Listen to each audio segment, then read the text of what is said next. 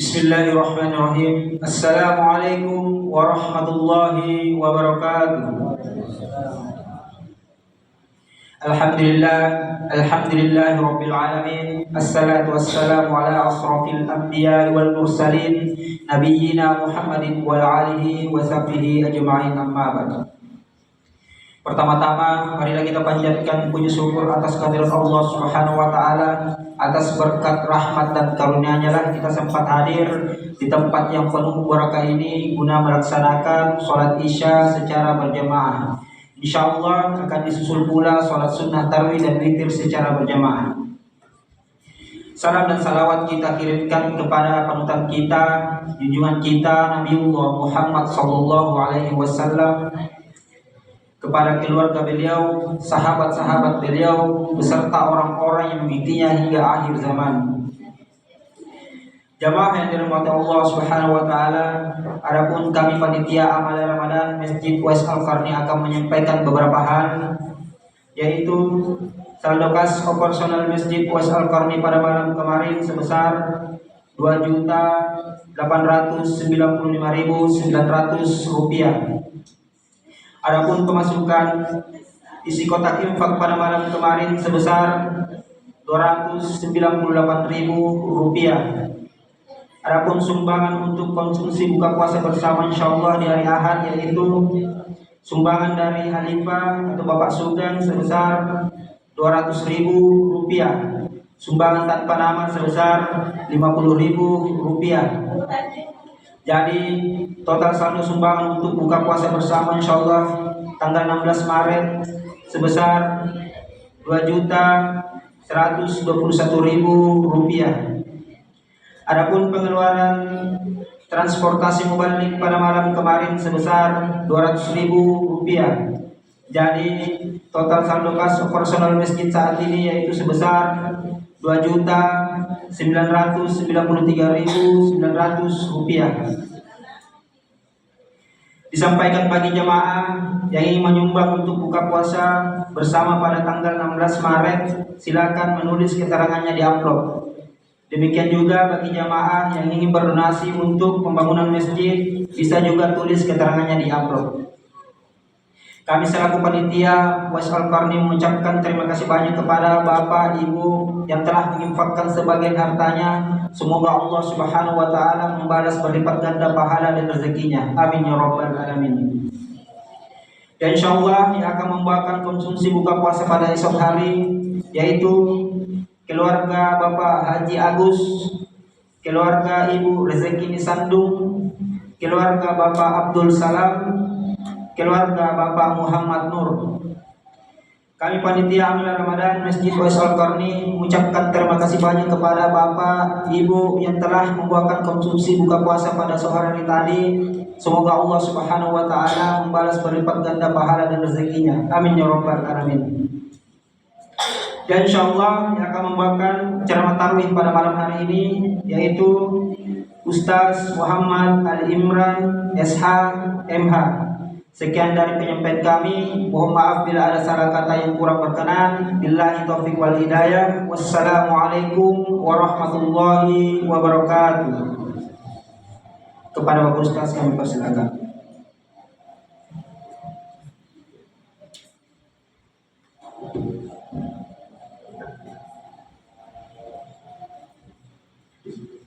Bismillahirrahmanirrahim. Assalamualaikum warahmatullahi wabarakatuh. Alhamdulillahi rabbil alamin. Wassalatu wassalamu ala rasulillah wa ala alihi wa sahbihi ajma'in, amma ba'd.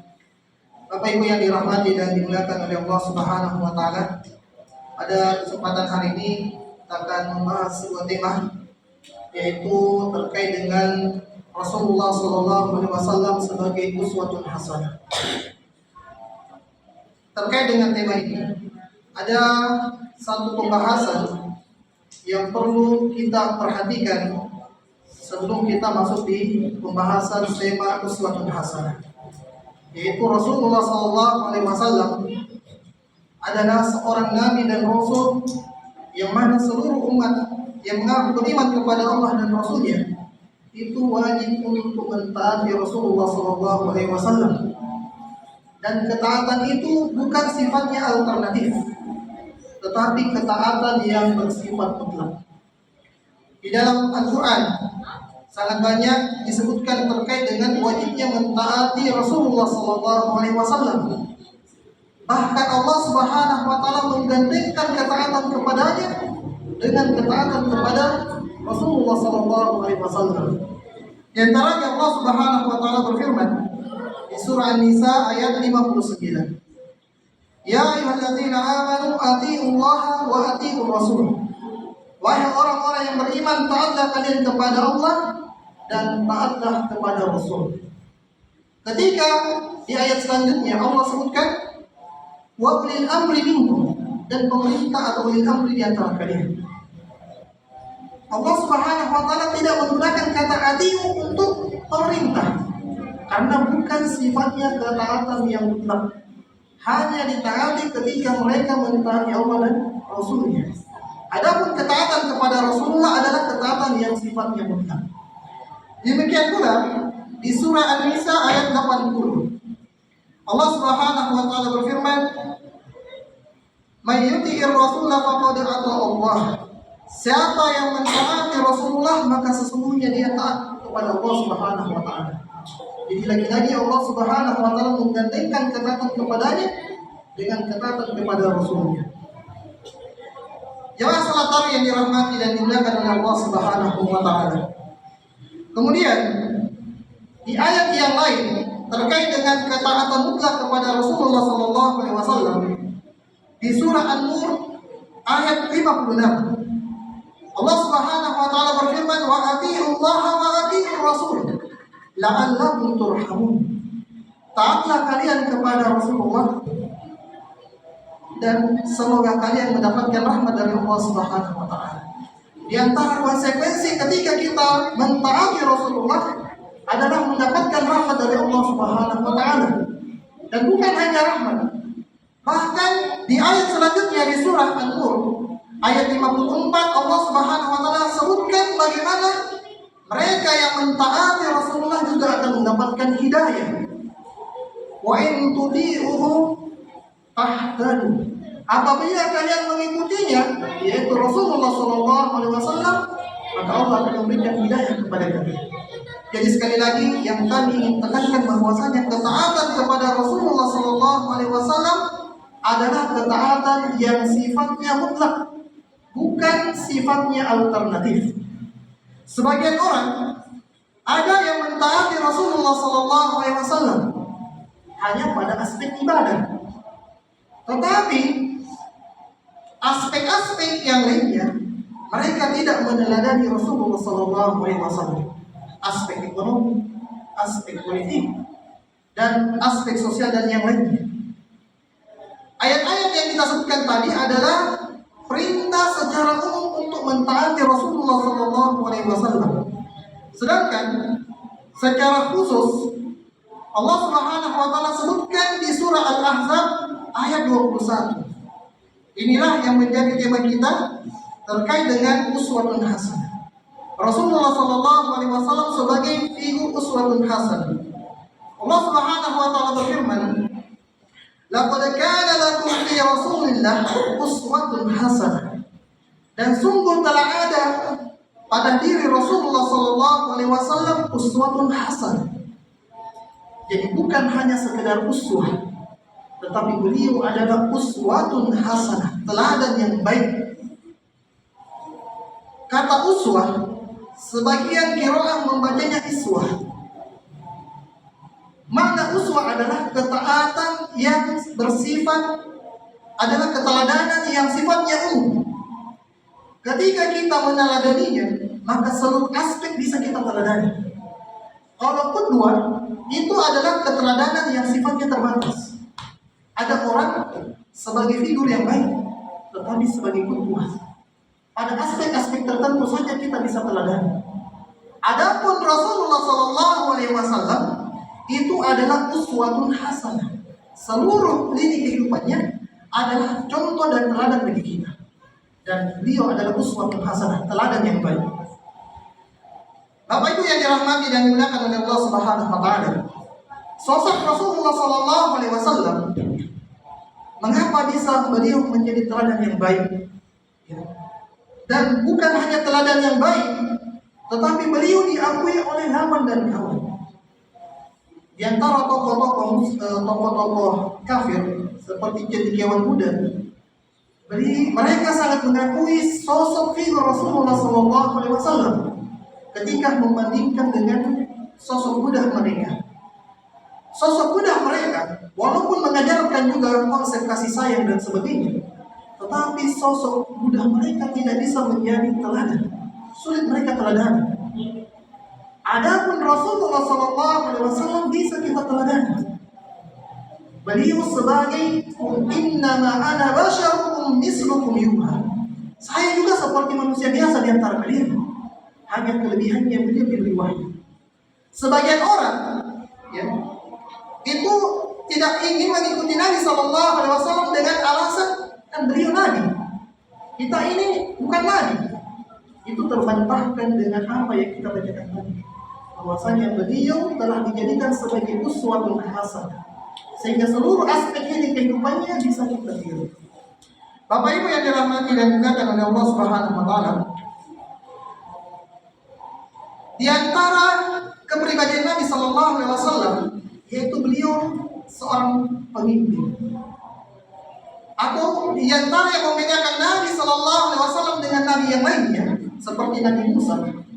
Nabi Musa contoh suri teladan, tetapi tidak seluruh aspek kehidupannya bisa kita teladani. Di antaranya karena tidak adanya riwayat-riwayat yang bisa kita jadikan pegangan terkait dengan seluruh kepribadian Nabi Musa alaihissalam. Demikian pula dengan Nabi Isa.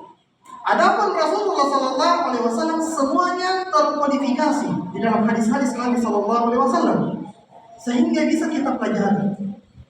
Beliau juga manusia biasa, bukan sosok malaikat. Sehingga karena beliau manusia biasa, bukan malaikat, bisa kita teladani.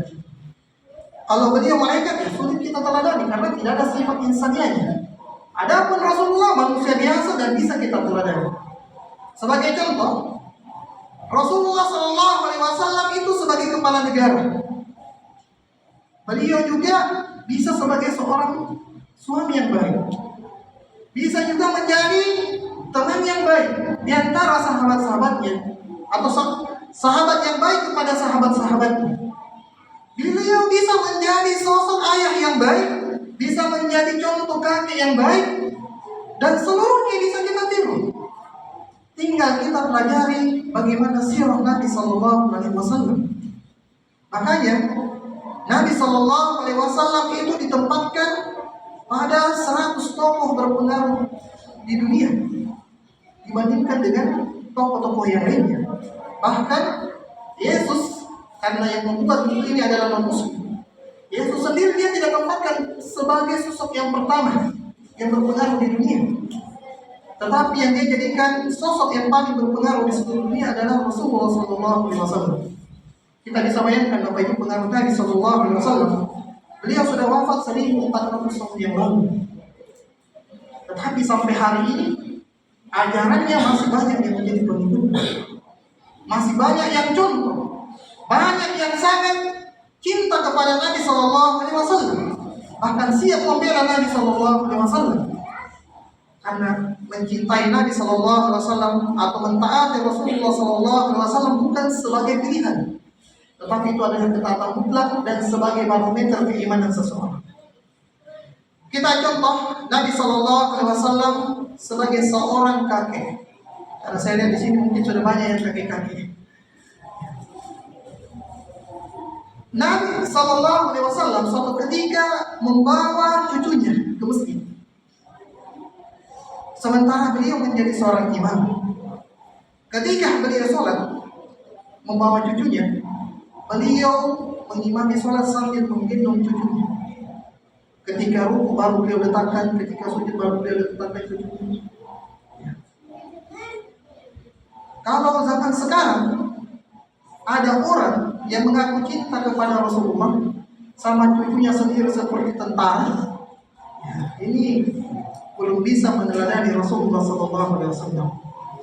Bahkan kalau ada sosok ayah, anaknya diminta ke masjid, ayahnya tidak ke masjid, sehingga anaknya ribut di masjid.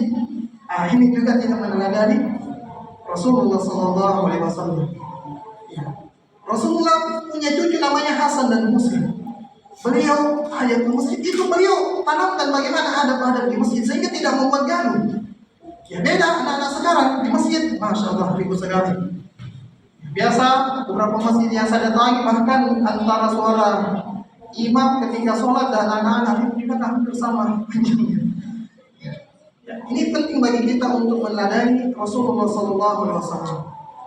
Demikian pula Bapak Ibu, Nabi SAW sebagai seorang ayah atau sebagai seorang suami, bagaimana beliau memperlakukan istri-istri beliau.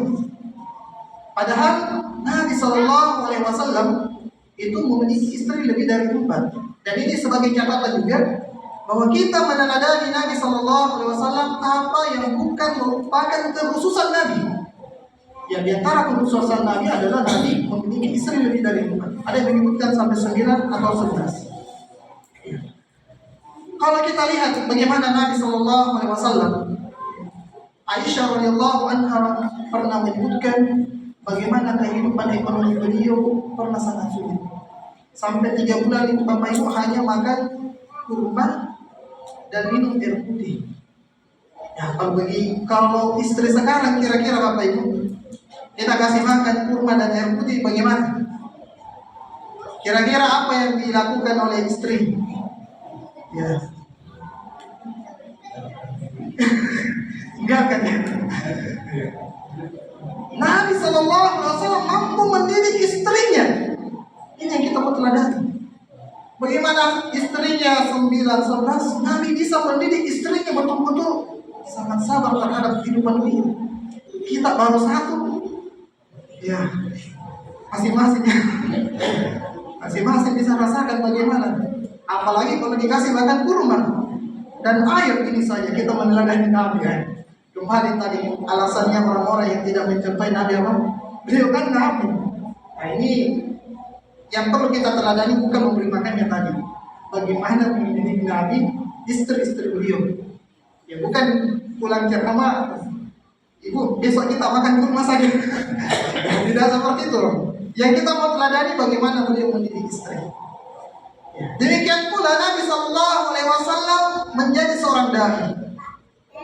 Nabi SAW, kalau kita mau contoh bagaimana Nabi yang sukses, teladani Nabi SAW. Dakwah yang pertama beliau serukan adalah dakwah tauhid. 13 tahun beliau fokus dakwah tauhid. Baru kemudian ada syariat yang lainnya, sholat, puasa, zakat, dan yang lainnya. Karena kalau rusak tauhid, percuma ibadah-ibadah yang lainnya.